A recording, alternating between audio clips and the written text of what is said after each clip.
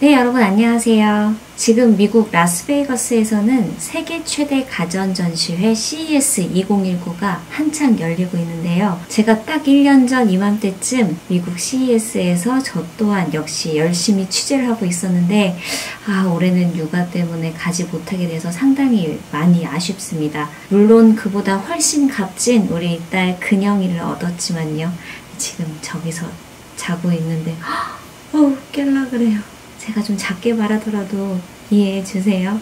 그래도 삼성과 LG로부터 영상을 제공받아서 조금이나마 현장을 좀 전해드릴 수 있게 됐는데요. 오늘은 삼성 부스 현장을 살펴보면서 작년과 어떻게 달라졌는지, 올해는 어떤 걸 새롭게 내놨는지 한번 알아보도록 하겠습니다.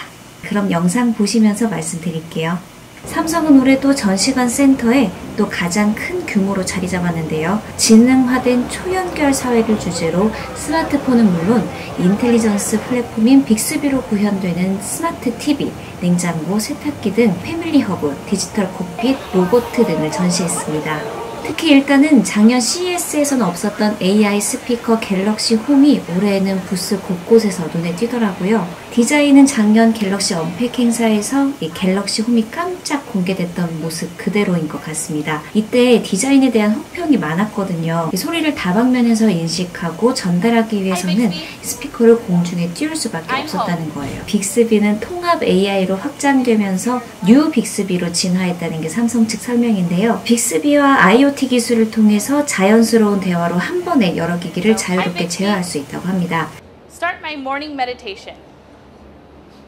영상에서처럼 하이 빅스비 아침 명상 틀어줘 라고 한마디만 하면 갤럭시 홈을 통해서 삼성 헬스로 시간이 체크되고 TV에서는 심신의 안정을 돕는 영상이 재생되고요. 또 조명 밝기와 에어컨 바람 세기도 한 톤 낮춰진다고 합니다. 네, 이렇게 뉴 빅스비는 패밀리 허브에도 들어갔는데요.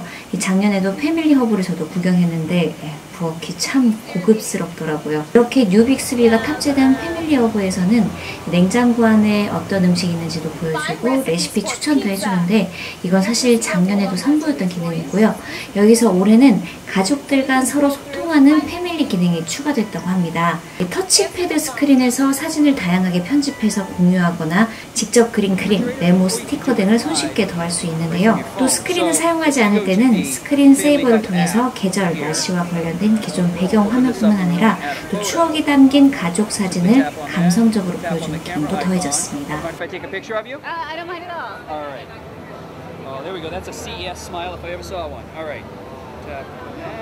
And it will automatically upload right to the refrigerator. So when it pops up here. 그런데 여기서 드는 생각은 이 굳이 냉장고에서 이런 스크린으로 사진을 보고 편집하고 해야 할까 이런 생각도 들더라고요. 스마트폰으로도 얼마든지 볼 수 있고 요즘에는 스마트 TV로 미러링도 해서 보잖아요.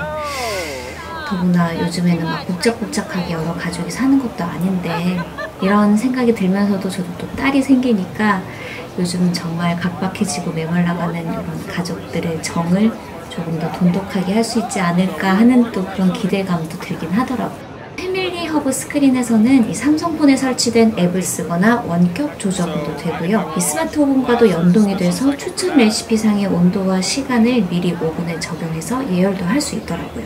또 퇴근 뒤에도 이 외투는 곧바로 에어드레서에 놓고 세탁물은 세탁기에 넣은 뒤 갤럭시 홈에 말만 하면 맞춤 세탁 코스를 추천해주고 동작도 실행합니다.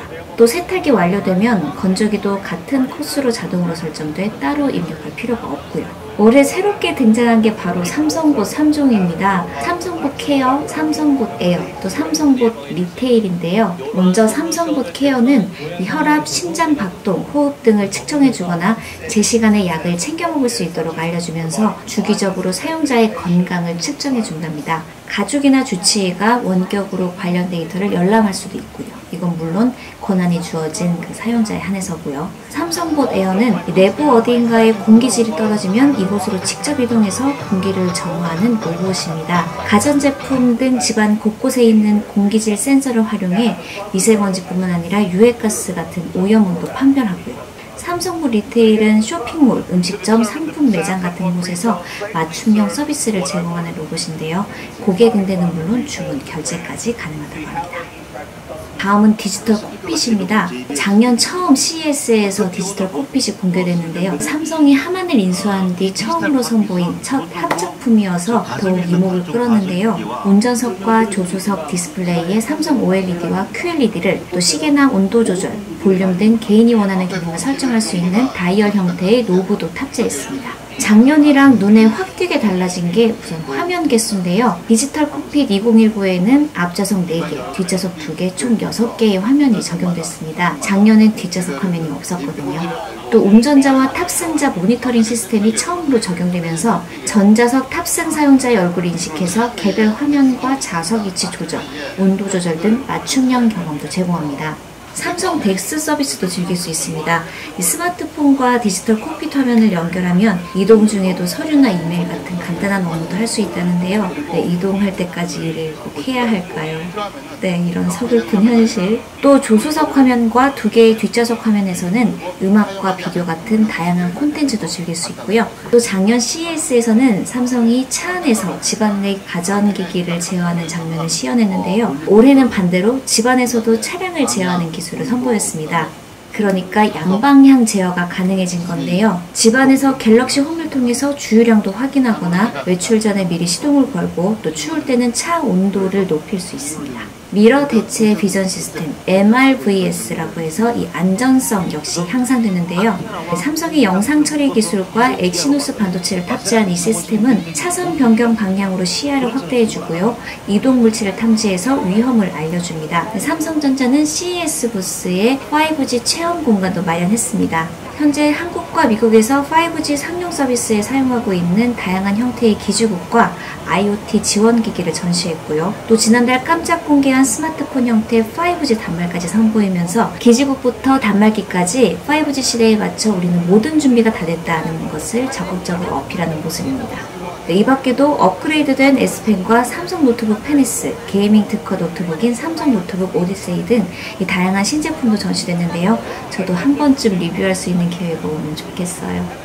이제 TV 부스로 가보겠습니다. 올해 전시된 2019년형 더월은 6K 해상도의 219형 크기의 화면으로 만들어졌고요. 모듈형 디자인으로 16:9나 21:9의 와이드 스크린 등 이 소비자가 원하는 대로 크기와 형태를 구성할 수 있습니다.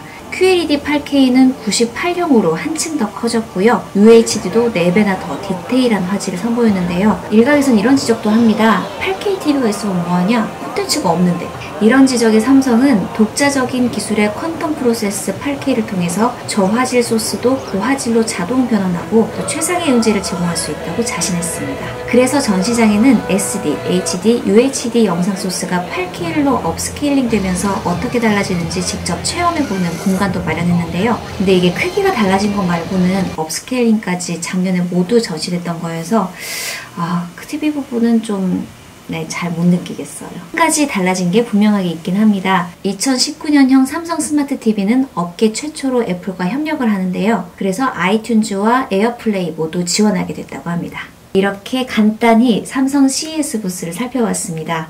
삼성, LG 말고도 다른 업체의 영상들도 좀 보고 싶은데 확실히 직접 가지 못하니까 한계가 있어요.